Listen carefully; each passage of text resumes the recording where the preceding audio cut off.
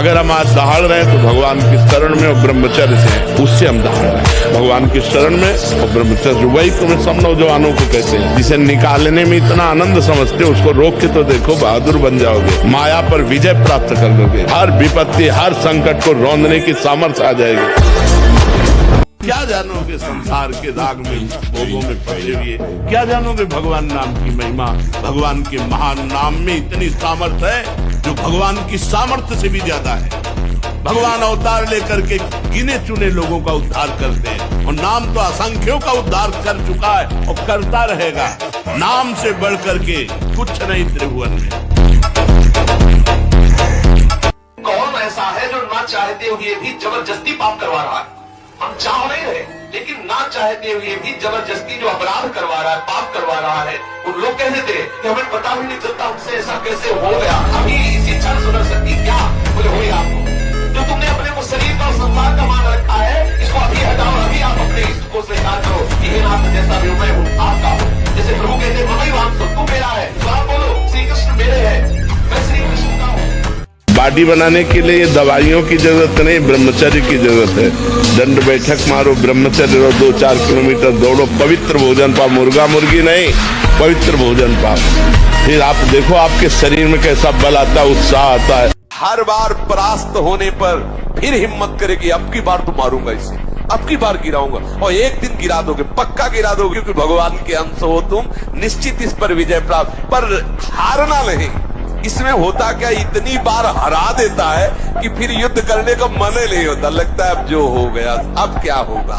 इतना समय पक्का।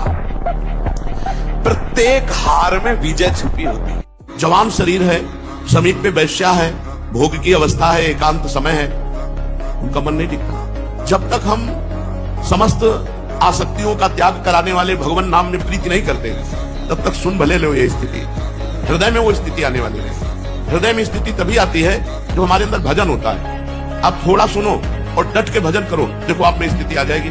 किसी से संबंध मत रखो, जो पदार्थ मिले शरीर उपयोगी वो भगवान को अर्पित करके बस चुपचाप ले लो। और इंद्रियों के भोग विलास से बचो, ये बहुत प्रपंच है, पूरे जीवन को नष्ट कर देता, पूरे जीवन को नष्ट कर। ये 6 विकार काम क्रोध लोभ मोह मद मत्सर, ये क्रम बाई क्रम आते रहते हैं। कभी नाराजगी आ गई तो क्रोध अपहरण कर ले गया भजन का फल, कभी काम आ गया तो वो भजन का फल, कभी परिवार से मोह हो गया, कभी अहंकार हो गया, कभी लोभ हो गया, कभी ईर्ष्या, यही सब हमारे भजन को ढके रहते हैं। इसका कारण है ब्रह्मचर्य। भोजन तो सब साधारण ही पाते हैं, कोई ऐसा नहीं कि रबड़ी दूध घी, ऐसा नहीं। एक संयम से है, ब्रह्मचर्य है। सबसे प्रधान कारण स्वस्थ और बलिष्ठ होने का ब्रह्मचर्य है। नहीं तो जैसे हम लोग हैं, हम क्या बलिष्ठ हो सकते हैं? रबड़ी रसगुल्ला तो खा ही नहीं सकते, किडनी फेल है, डायलिसिस होता है, क्या बलिष्ठ। तो जो कुछ भी कहीं भी अच्छा आपको दिखाई दे रहा है, उसका कारण भगवान की शरणागति, श्री राधा नाम का प्रताप और ब्रह्मचर्य। विचलित नहीं होना। माया आपको परास्त करने के लिए नाना प्रकार के द्वंद्व सामने भेजेगी, हमें परास्त नहीं होना। इस मार्ग में परास्त होना नहीं है। असावधानी के कारण हो सकता है फिसल जाए, हो सकता है हम ठोकर खा के गिर जाए, लेकिन हमें परास्त नहीं होना। पहले आप निश्चय कर लीजिए कि मुझे इस मार्ग में परास्त नहीं होना। मन वहां जाता है जहां जहां हमने अपनी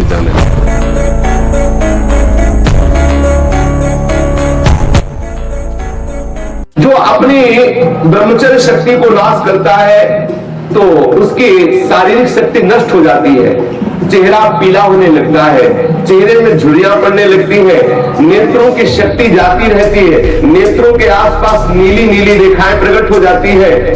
ब्रह्मचर्य के बिना पूर्ण, चाहे गृहस्थ हो चाहे विरक्त हो, कोई भी हो, वो पूर्ण पशु जीवन है। पहले जो गृहस्थ जब होते थे ब्रह्मचर्य, 25 वर्ष तक तो सब कोई ब्रह्मचर्य रहता था। जब 10 वर्ष ब्रह्मचर्य रहकर भगवत भजन करके संतान उत्पत्ति करते थे तो उन माताओं के गर्भ से कोई भगवत प्राप्त करने वाले साधक पैदा होते थे। हमको आनंदित होना चाहिए और निर्भय रहना चाहिए, कभी डरना नहीं चाहिए और कभी किसी के भय के कारण झुकना नहीं चाहिए, क्योंकि अविनाशी हूं, परमात्मा का अंश हूं, गलत करूंगा नहीं, लेकिन तू गलत करेगा तो तेरे को भयभीत होना पड़ेगा। बस ऐसे स्वभाव में रहना चाहिए। कभी कुछ आप ऐसे अकेले घूमो, कहीं कोई आपको छूने वाला नहीं, और जिस दिन विधान है उस दिन आप 10-20 गार्ड लगा दो तो भी आपके थप्पड़ पड़।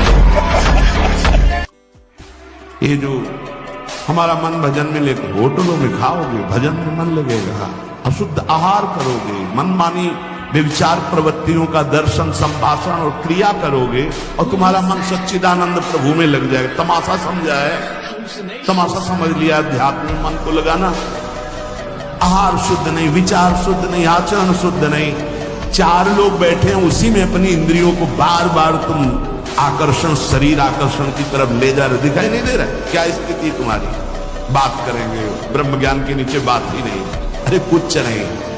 संयम से चलो, सदाचार से चलो, पवित्रता से चलो तो कोई संशय ही नहीं रह जाएगा। यदि क्षंतो ब्रह्मचर्यम चरण, ब्रह्मचर्य बहुत बहुत आवश्यक है, सबके लिए आवश्यक है, स्त्री पुरुष सबके लिए आवश्यक है। अरे जीना है तो ब्रह्मचर्य की आवश्यकता है। इन विकारों का सत्ता स्वरूप सत्य भाव आना ही हमारे लिए पतन का कारण है। इनकी सत्ता नहीं, हंसते हुए मिटा दो। ये विकार आपके हृदय में वेग आकर के आपको परेशान कर रहे, कब? जब आप उनका महत्व देते हैं। अगर आप तत्काल हट, बस साधक का इतना ही होता है, अंदर से ऐसे किया, इसका कोई महत्व नहीं, आगे लग गया, नामवाणी में लग गया, नामवाणी में चित्त को लगा। आप देखो तो करके थोड़ी देर जलन हुई, शांत हो गया, फिर जो जलन आई थी वो जलन अगली बार कम आएगी, फिर और कम आएगी, फिर और कम आएगी, फिर एकदम खत्म हो जाएगी। एक दिन ऐसा होगा कि आप समस्त विषय भोगों के बीच में रहते हुए आप निर्मल रहेंगे। प्यारे, बहुत बड़ा दांव लग गया है, बाजी जीत लो, हारना मत, चूकना मत। एक निमिष के लिए भी ध्यान न छूटे, नाम न छूटे, फिर देखो कौन विकार तुम्हें परास्त करता है। थोड़ी सी दवा इतनी सुन्न वाली कष्ट को नहीं होने देती, और चित्त भगवान में जोड़ दो, कष्ट होगा, बड़े से बड़े कष्ट को हंस के सहा जाता है। तो प्रार्थना मान लीजिए ये खिलवाड़ नहीं है, पर स्त्री गमन सीधे दुर्गति है। जो कानून है वो कानून है, ये भगवत कानून है, वैदिक सिद्धांत है। और हमारा मन जब तक सिद्धांत से नहीं चलेगा तब तक भले कोई बाहर दंड दे ना दे, हमारा हृदय हमको दंड देगा, जलाएगा। ऐसी परिस्थिति पैदा होगी कि आप जलते रहोगे बिना किसी कारण के। प्रार्थना है ये मन के बहकावे में वो ऐसे लोगों का संग जो कि अरे मनोरंजन है, मनोरंजन नहीं, तुम्हारा सर्वनाश है। महाराज जी, कुछ दिन पहले ही ब्रह्मचर्य लिया है, इस पर आगे उन्नति के लिए आपका आशीर्वाद। सबसे पहली बात ब्रह्मचारी को यह है कि किसी भी तरह से शास्त्र आज्ञा का उल्लंघन न होने पाए किसी भी क्षेत्र पे। जैसे स्वाभाविक आकर्षण होता है पुरुष शरीर का स्त्री शरीर में, स्त्री शरीर का पुरुष शरीर में, और इस आकर्षण में यदि हम नजदीकीपन बनाए तो हम ब्रह्मचारी नहीं रह सकते हैं। भगवान ने कितना सुंदर शरीर दिया है, हम बोल सकते हैं, हम देख सकते हैं, हम सुन सकते हैं, तो हम भगवान नाम बोल सकते हैं, हम भगवान नाम सुन सकते हैं, भगवत कथा सुन सकते हैं, हम दूसरों का उपकार कर सकते हैं। कितना मंगलमय जीवन दिया है। अब उस जीवन की दिशा गलत कर दो तो गलत हो जाएगी, सही कर दो तो सही हो जाएगी।